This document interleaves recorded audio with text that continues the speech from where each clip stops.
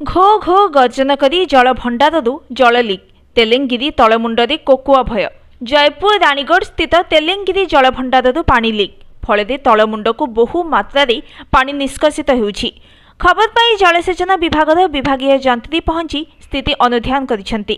ସେପଟେ ଜଳ ନିଷ୍କାସନ ହେବା ଦ୍ୱାରା ରବି ଫସଲ ପ୍ରଭାବିତ ହେବାର ଆଶଙ୍କା ରହିଛି। ପ୍ରଖର ବେଗରେ ଅହରହ ବାହାରି ଚାଲିଛି ଅଜସ୍ର ପାଣି। କୋରାପୁଟ ଜିଲ୍ଲା ଜୟପୁର ବ୍ଲକ अंतर्गत राणीगढ़ स्थित तेलेंगिरी बहुमुखी जलसेचन प्रकल्प कोलाब उपरे तैयारी होइतिबा एही नदीबंधरे मोट 3टी गेट थिबा बेले प्रथम स्लुइस गेट्रु पानी लीक हेउछि। सूचना अनुसार प्रकल्प निर्माण समय एठारे थिबा कंस्ट्रक्शन स्लुइस बंद कर जाई नथिला। तेणु पूर्वरु अल्प पानी लीक हेउथिबा बेले गतकाली अपराह्नरु अचानक लीकेज परिमाण बहु गुण बढ़ी जाइछि, जहाँकि केवल जलभंडार कर्तृपक्ष नुहे हजार हजार चाषींकर भी चिंता बढ़ाई। पानी लीक बंद न हेले